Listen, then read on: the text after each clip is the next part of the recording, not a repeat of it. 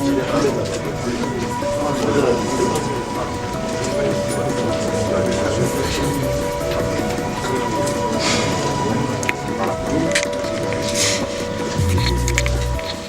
vous savez, dans sa dernière session, le Conseil des ministres a adopté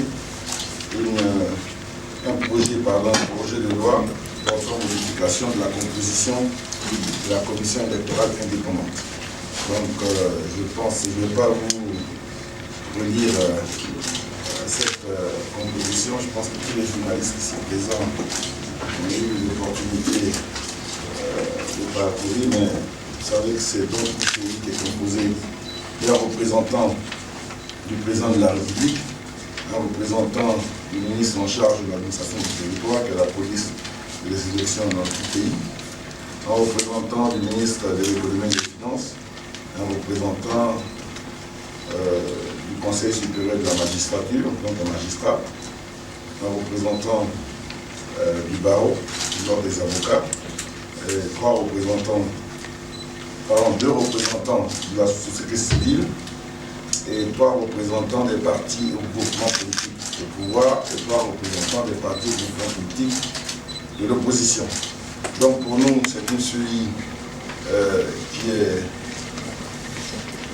équilibrée, dans le sens où on est marqué d'abord par la réduction du nombre des membres de la commission centrale qui passe de 31 personnes à 13 personnes.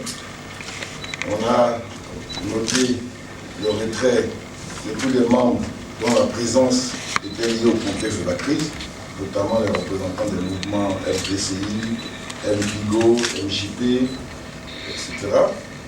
On a la présence de 2 ministères techniques dont l'appui est indispensable au processus électoral. On a également des représentants des groupements et partis politiques au pouvoir et les représentants des groupements et partis politiques de l'opposition dans une parfaite parité. Donc, c'est une étape importante. Bientôt, nous allons défendre ce projet au Parlement.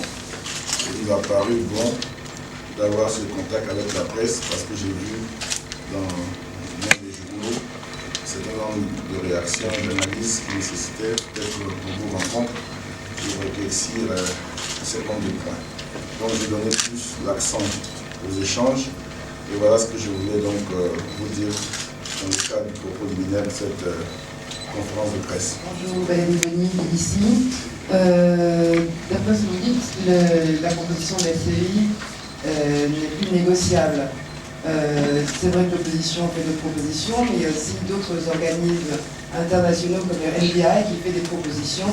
Eux, on envoie carrément les partis politiques parce que pour eux, c'est la source des palabres. Donc, le NDI, par exemple, qui propose lui carrément d'enlever tous les partis politiques de la commission électorale, puisque pour eux, c'est source de palabres.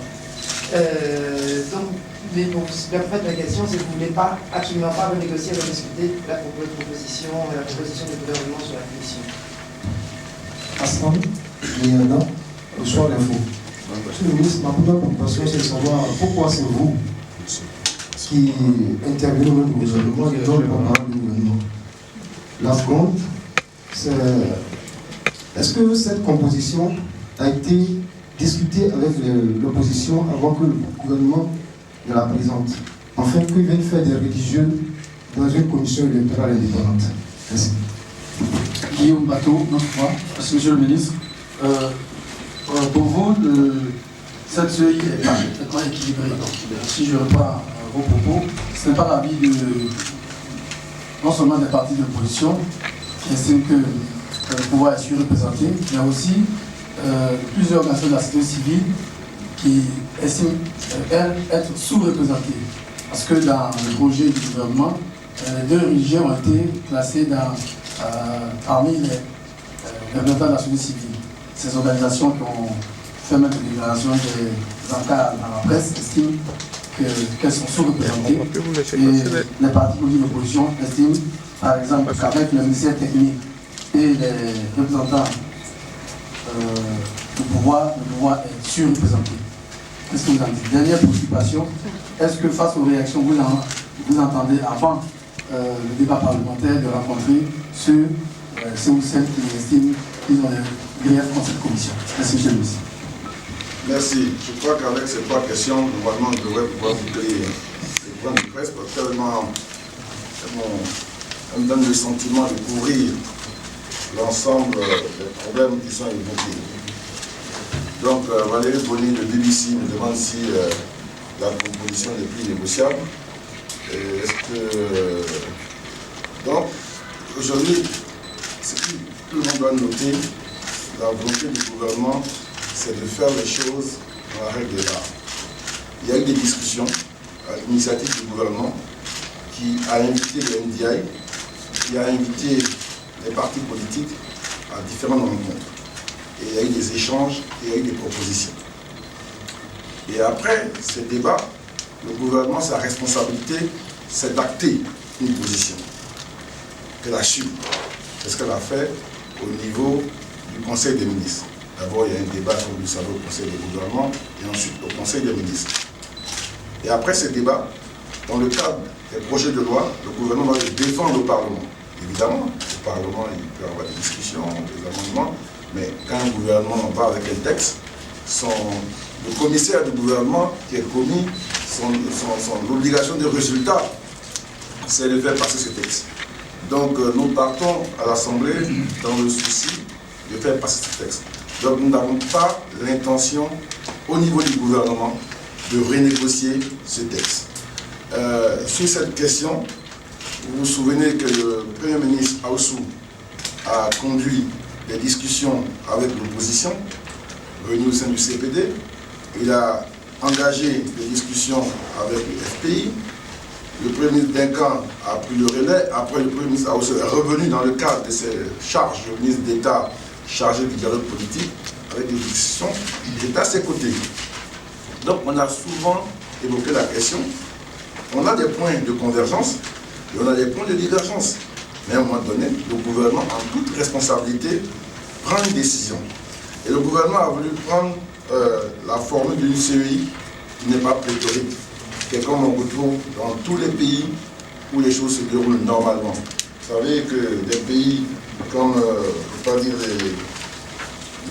certains pays comme le Sénégal ont une commission de 12 membres, au Nigeria c'est 13 membres, au Ghana c'est 7 membres, la Côte d'Ivoire doit renouer avec la normalité.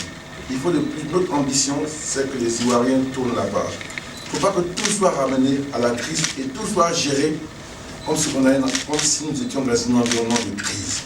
La Côte d'Ivoire doit faire autre chose que les crises et nous avons pensé qu'une CEI de cette nature-là répondait à l'attente des Ivoiriens. Le NDI, je suis surpris n'a jamais dit, qu'elle n'a jamais proposé qu'on sorte les partis. Le NDI a proposé qu'il y ait 3 grandes entités qui soient représentées et de façon paritaire. C'est-à-dire les agences du gouvernement qui apportent une contribution, un appui dans le processus électoral. Donc c'est le ministère de l'Intérieur, les préfets, les sous-préfets qui accompagnent la CEI. Dans tous les pays du monde, c'est ce ministère-là qui a la police des élections. Donc qui accompagne, qui aide. Il y a également le ministère des Finances. Évidemment, on ne peut rien faire sans les finances. Et d'avoir un représentant permet à cette commission d'éviter bien des difficultés pour la mobilisation des ressources financières. Et il y a le président de la République, garant de la Constitution, qui est représenté. Ensuite, il y a la société civile qui est représentée, et également les partis politiques au pouvoir et de l'opposition de façon paritaire. C'est ce que nous avons fait. Évidemment, le NDI dans les discussions ne va pas au détail près, mais il vous donne une indication et nous avons respecté cette indication. Ensuite, notre habit de soir info. Pourquoi c'est le ministre de l'Intérieur? Vous savez, d'abord, quand il y a un conseil des ministres, qu'il y a une question qui interpelle le gouvernement, le porte-parole du gouvernement est par excellence le premier interlocuteur. Mais quand les questions sont plus techniques et plus pointues, il est appuyé par le ministre technique qui vient donner un peu plus d'informations, plus de détails, surtout que dans le cas d'espèces, c'est une question qui est importante. Il ne faut pas laisser la manipulation s'installer. Et donc, il faut dire les choses avec force et détail. C'est pourquoi j'interviens. Il n'y a pas d'autre raison. Sinon, on se demandait pourquoi des ministres interviennent, parce que le porte-parole peut intervenir en toute matière. Mais des fois, en fonction de la spécificité et de l'importance de la question, le ministre technique est appelé à dire un mot. Pourquoi la présence des religieux? Parce que pourquoi pas? C'est des Ivoiriens, c'est des personnalités qui ont joué dans l'histoire de notre pays et dans tous les pays, une posture médiane, une posture de rapprochement. Dans le Congo, vous savez, même, je crois qu'au Congo, c'est au Congo Kinshasa, c'est un prêtre qui a dirigé la transition et les commissions. Donc je trouve au contraire que ces personnes-là peuvent apaiser le débat un peu intéressé des partis politiques. Mon ami de notre voix, Guillaume Bateau, secrétaire général du syndicat des journalistes professionnels, a demandé la question de la sous-représentation de l'opposition et de la sous-représentation, non, de la sur-représentation du pouvoir et de la sous-représentation de la société civile. D'abord, la société civile n'a jamais été aussi bien représentée. Jamais. Donc, c'est un fait. Ensuite, le pouvoir n'a jamais été aussi sous-représenté dans quelques CEI que nous avons connus dans l'histoire de notre pays. C'est ça que c'est important. Il y a deux catégories de CEI que nous avons connues. Les CEI pendant la crise et la CEI, la commission électorale d'avant la crise. Donc, avant la crise, en 2001, il y a une CEI que nous avons connue. Après, elle a été modifiée en 2004 et en 2005 par une décision pour tenir compte des discussions, etc., de la représentation des partis, membres, des signataires, par exemple, de Marcoussis, etc.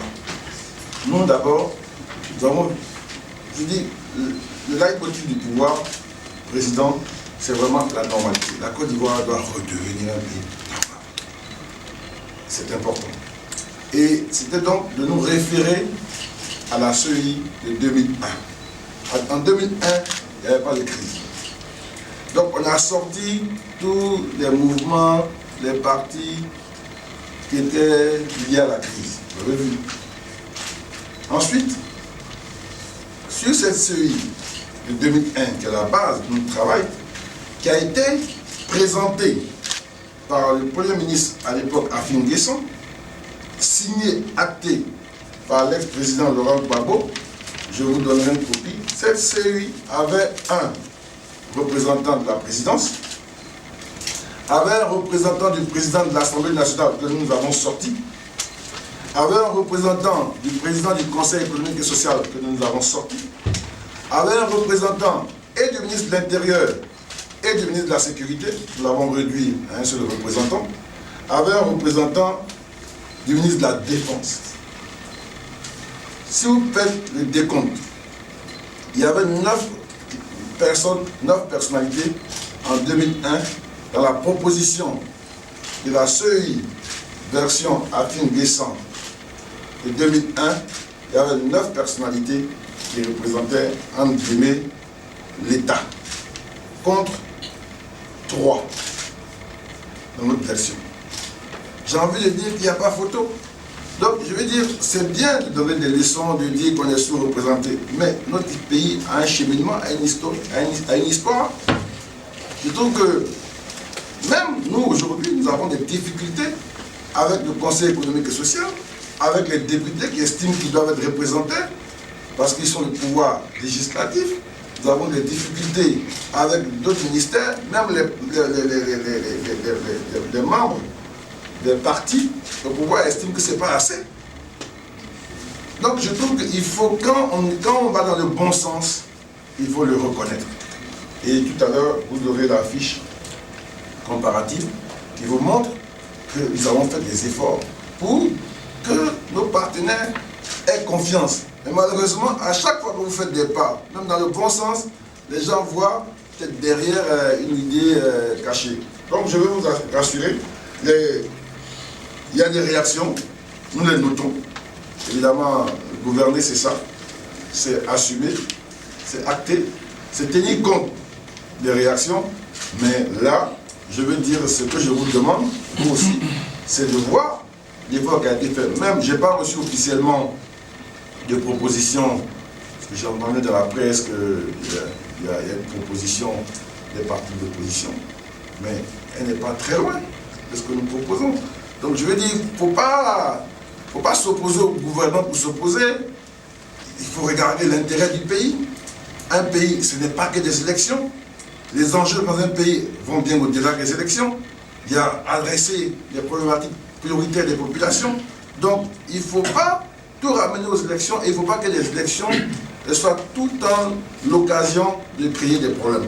Nous avons fait cette série et je peux vous assurer, ça n'a pas été facile de convaincre tous les partenaires du pouvoir d'accepter cette version qui est réduite pour montrer que nous voulons un projet équilibré.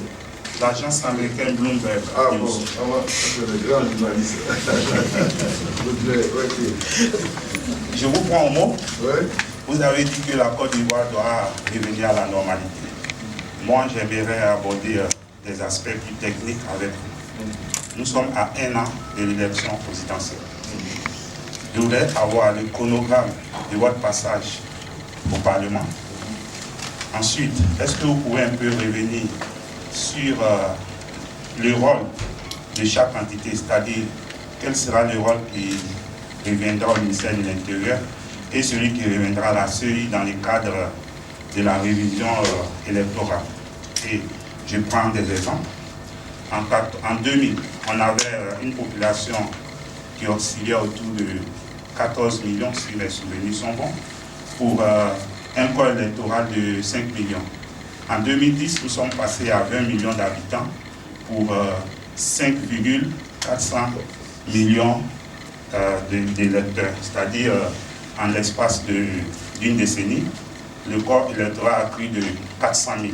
Alors qu'au Ghana voisin, une population de 24 millions d'habitants, ils ont à peu près 14 millions d'électeurs. Ne pensez pas qu'il y a une anormalité dans le cadre de la Côte d'Ivoire et que dans le cadre d'une démocratie plus participative, l'État puisse prendre en compte toutes les données. Parce qu'en 2006, lorsque SAGEM postulait pour l'appel d'offres, opérateur technique, ils avaient établi un corps électoral de 8 millions. Ne pensez-vous pas qu'il y a des retouches à faire dans ce cadre? 22 baillis de révélation. Un noble. 22. C'est un mot, de baillis. Ah. Non, baillis, plutôt. Non, bailli. Oui, baillis, oui, le baillis. Mais des baillis. De baillis, oui.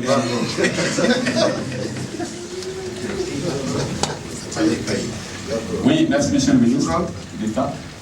Révélation. Oui, merci, monsieur le ministre d'État. Vous l'avez dit tout à l'heure, il faut que la Côte d'Ivoire aille vers la normalité. Donc, c'est cette option-là que vous avez faite en mettant en place le projet de la nouvelle CEI. Mais est-ce que dans la Côte d'Ivoire actuelle, vous pensez qu'on n'est pas en train de rater encore une autre occasion pour asseoir définitivement la normalité? C'est-à-dire, si vous pensez qu'aujourd'hui on peut constituer une CEI sans avoir fait de larges consultations, faire comme s'il n'y avait pas eu de crise, faire comme si les crises passées n'étaient pas, la CEI n'était pas la base de ces différentes crises-là. Est-ce qu'on peut faire comme si rien ne s'était passé avant? Merci, parce qu'il y a récemment, au moment où l'opposition faisait ses propositions, il y a en même temps Doudien, l'expert indépendant de l'ONU, qui appelait également à de larges consultations. Voilà. Vous dites que vous avez consulté les partis politiques, mais est-ce que vous avez tenu compte de leurs propositions pour ce nouveau projet-là? Je vous remercie. Édition mobile de Fraternité Matin. Monsieur le ministre d'État, vous avez dit bientôt nous irons défendre ce projet au Parlement. Je voudrais savoir, est-ce que vous avez une idée du délai que cela va prendre? Donc c'est quand exactement ce projet va être défendu? Et deuxième question, monsieur le ministre d'État, je voudrais savoir quelle est la prochaine étape.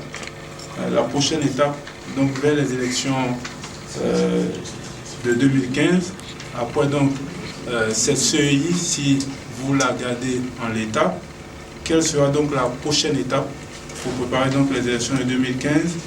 Et notamment, est-ce que la révision de la liste électorale fait partie de ces prochaines étapes-là, et est-ce qu'on peut avoir une idée de ces dates? Je vous remercie. Je pense que la question de Baudelaire, c'est donc le chronogramme, le rôle du ministre de l'Intérieur, le rôle de la CEI et la liste électorale. Je pense que le troisième intervenant va tenir parmi les à peu près sur ces mêmes questions. C'est à peu près la même question. Donc j'essaie de répondre aux deux journalistes en même temps. Donc c'est vrai, nous sommes à 1 an des élections. Et je peux vous dire, pour ceux qui spéculent, que les élections auront bel et bien lieu en Côte d'Ivoire en octobre 2015. Il faut le noter, et notre travail, c'est de faire en sorte que la Côte d'Ivoire retrouve la normalité. Et un pays normal, c'est un pays où on fait des élections telles que prévues par la Constitution. Et donc, le gouvernement, en ce mois d'avril, a adopté le projet modificatif de la composition de la CEI. Ce projet sera défendu au mois de mai, dès l'ouverture de la session parlementaire. Et je l'espère qu'il sera adopté.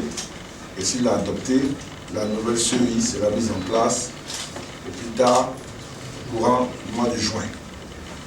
Et cette CEI, c'est sa responsabilité à elle et à elle seule de traiter des questions électorales telles la révision de la liste électorale, etc. Donc, elle se réunira, elle dira ses contraintes, ses solutions pour régler cette question qui est purement technique. Donc, je pense que le rôle du ministre de l'Intérieur, c'est, comme dans tous les pays, c'est un ministère qui accompagne la CEI en cas de besoin, qui est l'interface entre la CEI et le gouvernement pour proposer des projets de loi, pour discuter des projets de décret, pour transmettre les projets de décret, etc., pour mobiliser les préfets et les sous-préfets pour accompagner les agents de la CEI et sécuriser les élections à la demande de la CEI. Et la CEI, depuis la version 2001 de cette commission électorale indépendante, a le leadership absolu sur la matière électorale. Donc, sur ça, il n'y a pas d'ambiguïté. La prochaine étape, donc, comme j'ai dit, c'est donc le projet au Parlement qui va être défendu. Et là encore, je suis conscient que ça ne va pas être évident, parce que chaque fois qu'on est passé à l'Assemblée, même quand on a pensé que les sujets n'étaient pas compliqués, mais les députés ont fait la preuve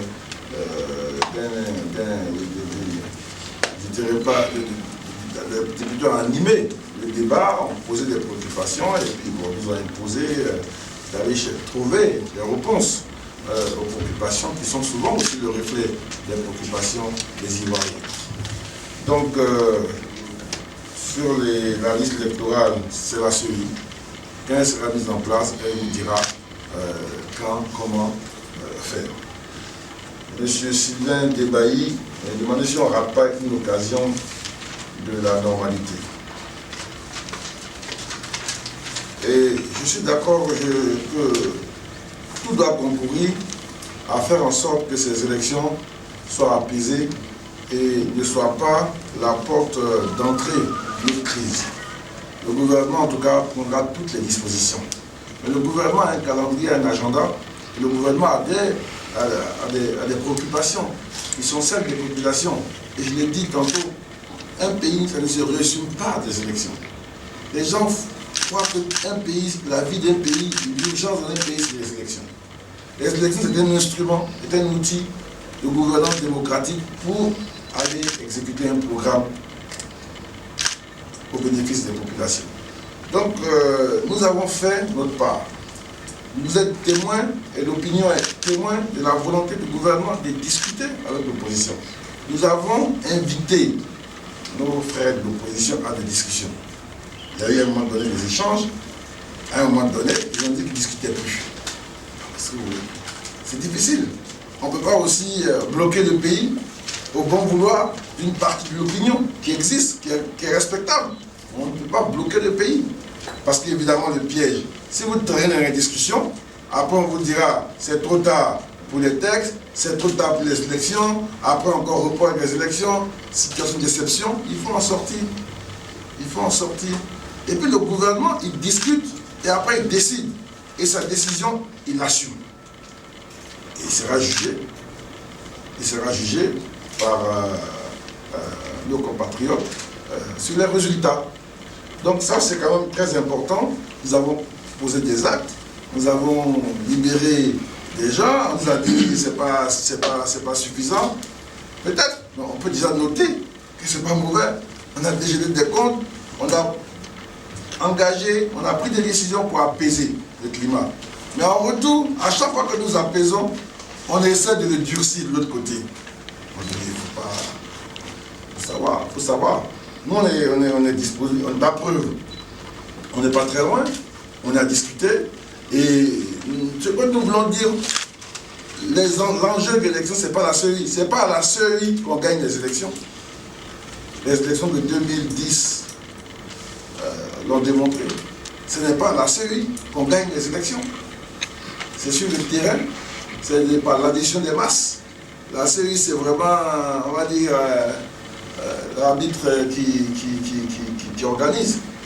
C'est vrai que bon, l'arbitre peut avoir un mauvais rôle, mais vraiment, quand vous battez bien, vous êtes une belle équipe, faites comme le Barça, vous marquez 4-0, c'est difficile de dire que vous n'avez pas gagné. Donc vraiment, nous n'avons aucune arrière-pensée derrière la CEI. Nous, on veut une CEI qui soit efficace, qui soit équilibrée, qui prenne en compte les aspirations de toutes les parties et qui donne des résultats. Donc je veux dire, le dialogue politique, il est permanent, il met du temps, c'est normal, mais notre vision, c'est de ne pas relâcher, mais de ne pas aussi se distraire. Vous savez, il ne faut pas qu'au nom de la politique politicienne, on vous fasse perdre de vue l'essentiel de l'objectif du gouvernement, de la mission d'un gouvernement. Un gouvernement, c'est de travailler pour que la majorité des gens dans le pays soient contents par les résultats et qu'ils le ressentent. Et ce travail, en 5 ans, vous savez, ça passe très vite. Donc, et c'est le vrai juge. Que si vous travaillez bien, si vous avez des résultats, les Ivoiriens vous le disent, vous le montrent et vous l'expriment par leur bulletin de vote en vous renouvelant leur confiance. Donc ce n'est pas... Mais c'est important. Nous n'allons pas... Moi, vous savez très bien, j'ai écrit au FPI. Après que le ministre d'État, le ministre Aoussou, les conviés avec les autres partis dans le cadre du CPD pour discuter de la CEI. Ils ne sont pas venus, ils ont pratiqué la politique de la chaise vide. Je suis, moi, monté au créneau en tant que gouvernement pour les inviter eux, parce que j'aurais pu dire, c'est le cadre dans lequel on nous a invités qui nous gêne. Donc, en tant que membre du gouvernement, ministre de l'Intérieur, je les ai invités le 25 avril à venir me rencontrer pour débattre d'un point unique à l'ordre du jour. D'un point unique à l'ordre du jour. La CEI. Ils ont écrit pour dire qu'ils ne peuvent pas venir parce qu'il n'y a pas assez d'avancées, parce qu'il n'y a pas de date concrète. Mais il n'y a pas assez d'avancées. On a libéré des gens, on a libéré des maisons, on a libéré des comptes. Mais c'est un processus qui va se poursuivre. C'est pas une raison. Donc je veux dire, après c'est difficile. Nous on veut bien, mais on aimerait que chacun de nous, que toutes les parties réalisent qu'on doit y mettre du sien. Il n'y a pas que le gouvernement, parce que le gouvernement aussi a un calendrier, il y a des attentes, et comme je dis, il n'y a pas que les élections. Merci. Le temps. Ah, bon, je prends monsieur Fabrice. Ok.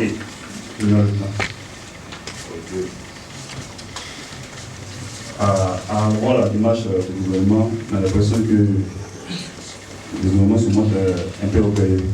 Parce que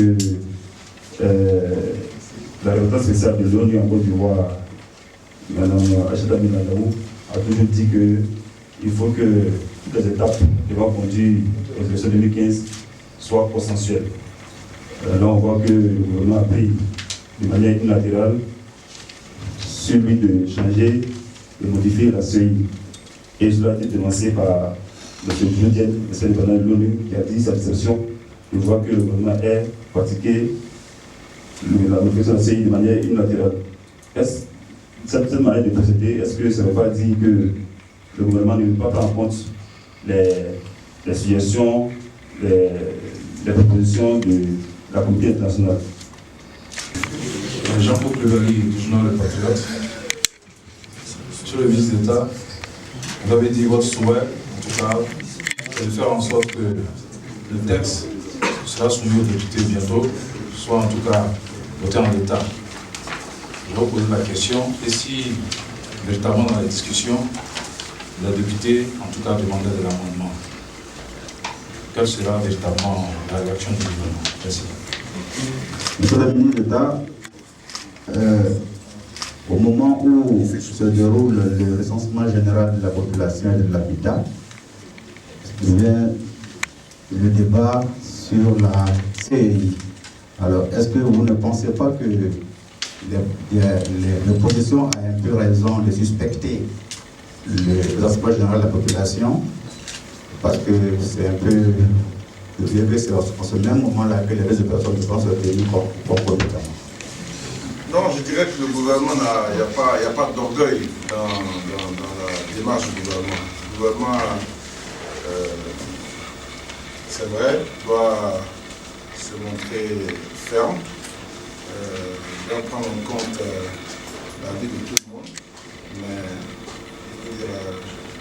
ce n'est pas une démarche d'orgueil. L'étape consensuelle, oui, il y a une étape consensuelle. Évidemment, l'étape consensuelle, on a à un moment donné tout le processus. Il y a eu des discussions, d'abord entre gouvernement et opposition, avec des sous-commissions qui ont travaillé sur la CEI. On n'est pas toujours forcément d'accord. Mais comment on fait si on n'est pas d'accord sur tout? On attend. Donc je dis qu'il ne faut pas que le consensus absolu tue l'efficacité et la dynamique d'ensemble. Donc, et puis le gouvernement prend en compte, je veux dire, cette formule que nous proposons. Je suis convaincu qu'au fond d'eux-mêmes, certains des membres de l'opposition ne s'attendaient pas à ce que le gouvernement fasse cela. Il fallait peut-être que le gouvernement commence à une série de 20 membres avec 15 membres du pouvoir qu'on commence à négocier. Non, ce n'est pas notre vision. On veut aller vite à l'essentiel. Et cette CEI-là, nous-mêmes, c'est un projet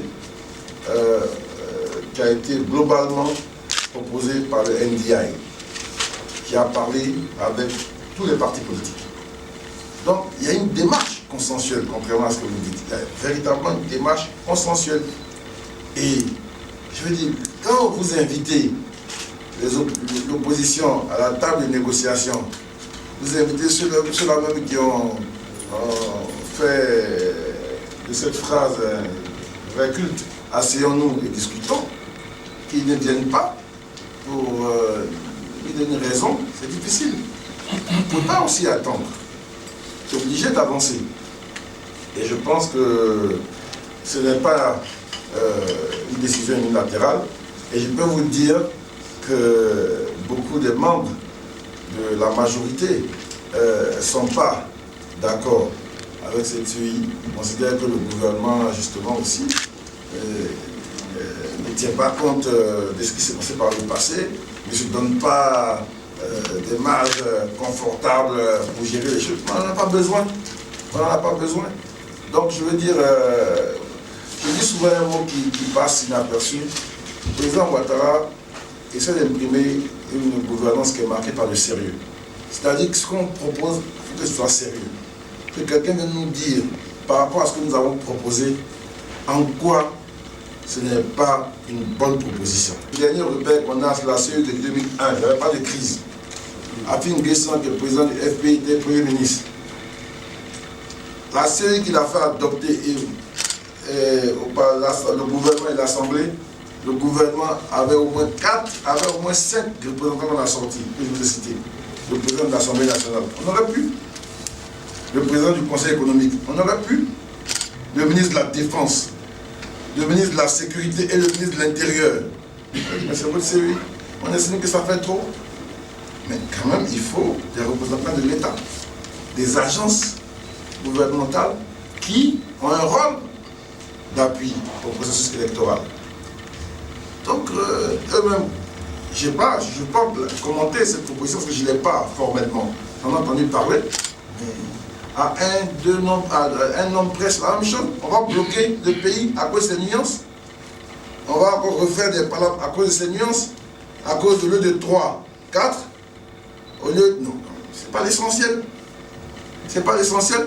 Et surtout qu'on vous a donné l'opportunité de venir nous faire ces propositions. Vous avez dit non en ce moment-là. Il faut respecter les Ivoiriens. Les Ivoiriens ont d'autres priorités.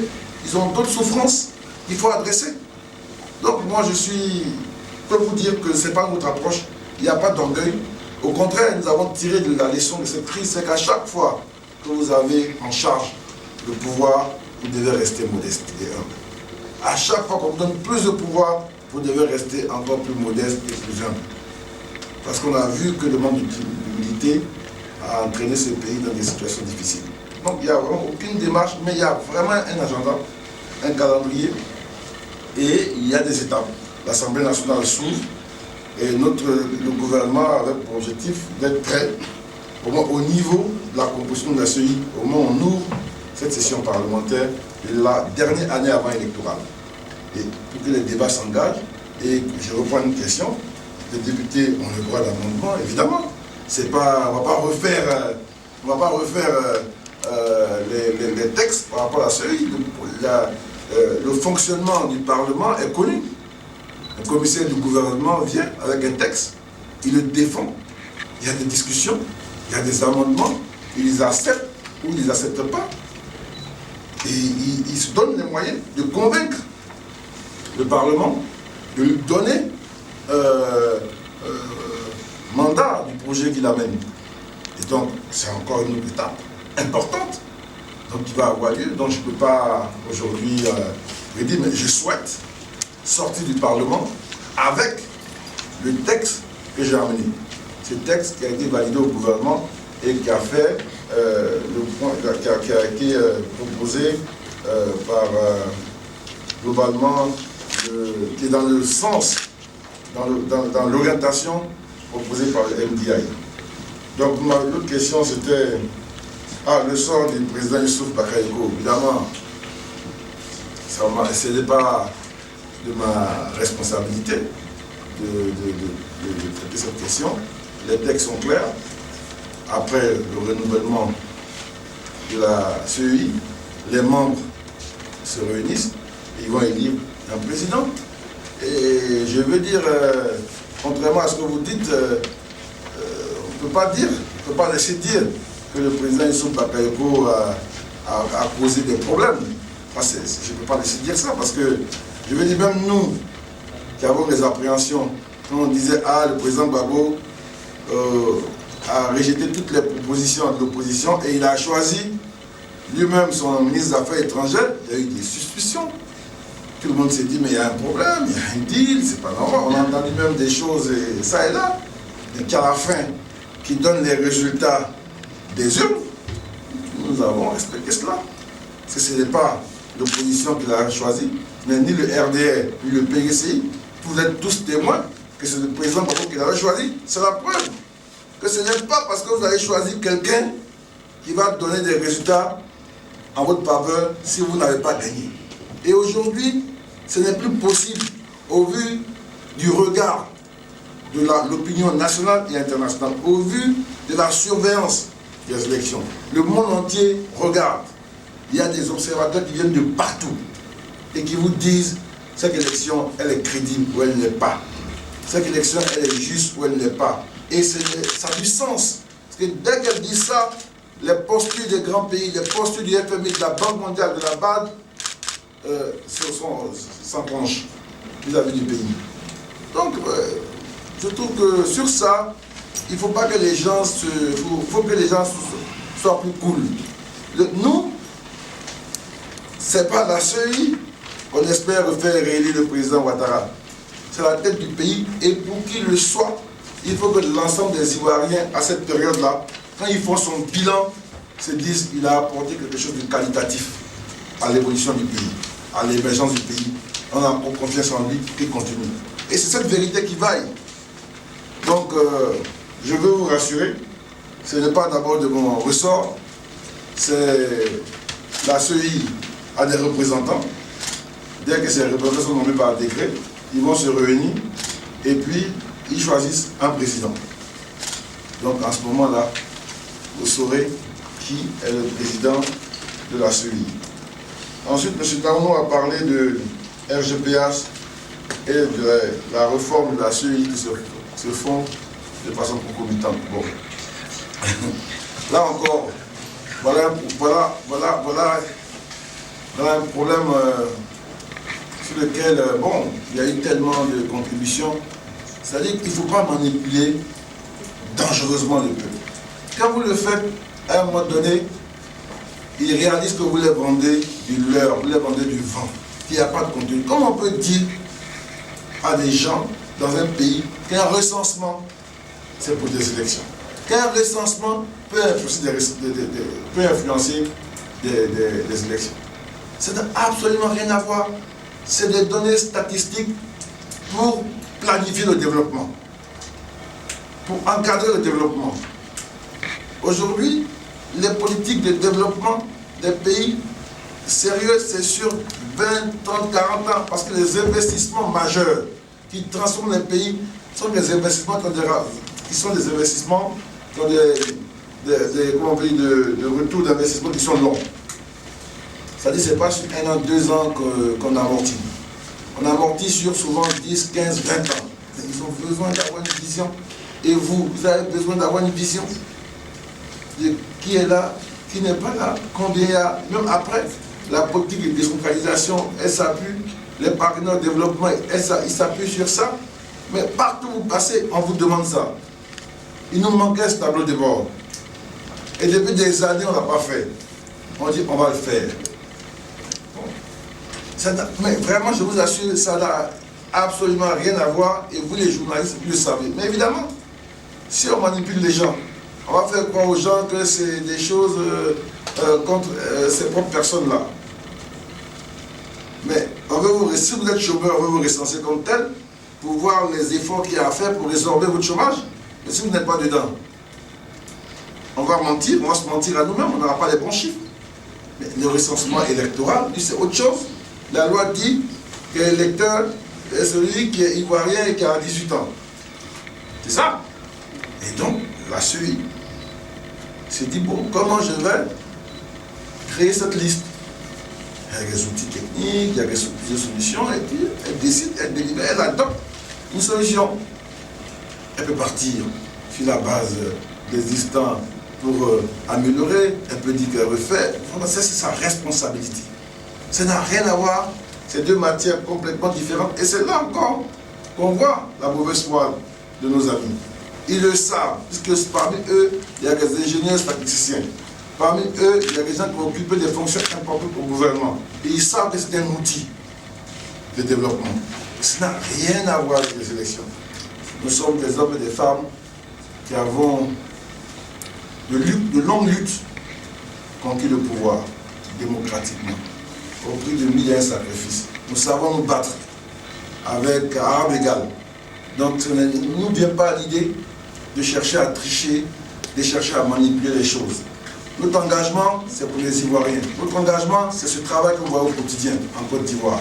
Parce que nous savons que c'est ça qui va parler aux Ivoiriens. Notre engagement, c'est que les Ivoiriens se sentent mieux, plus libres, en meilleure sécurité. Notre engagement, c'est que l'Ivoirien, lui-même, au fond de lui-même, adhère parce qu'il voit et il sent l'évolution et la marche du pays vers l'émergence. Je vous remercie. Bien, parce que vous ne voyez pas. Vous avez bien, il va me voir là, dans la presse avant. Non, comme ça, on est sur le bon, grand journaliste. Valérie, vous l'abandonnez à Nostalgie. Ah d'accord, ok, à l'occasion tout le monde peut échanger avec nous. Longtemps, mais déjà pour les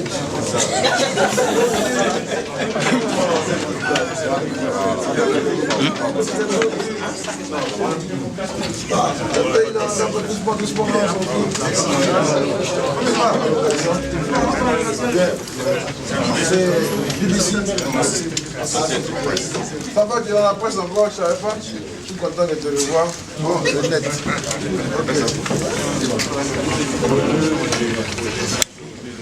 D'accord, ok. Comment ça va, Garan? Merci. Comment tu vas aujourd'hui? Bon. Ça va? Mais quoi, c'est qui? Ça va? Allez. Mais déjà pas de toi qui me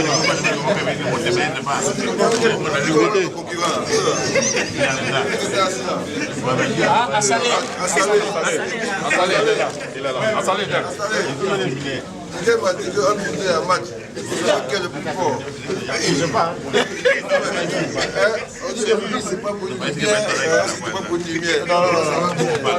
Ah ouais, ok. Pratique le gouvernement. Ok, merci. S'il vous plaît, voilà. Ah, c'est beau.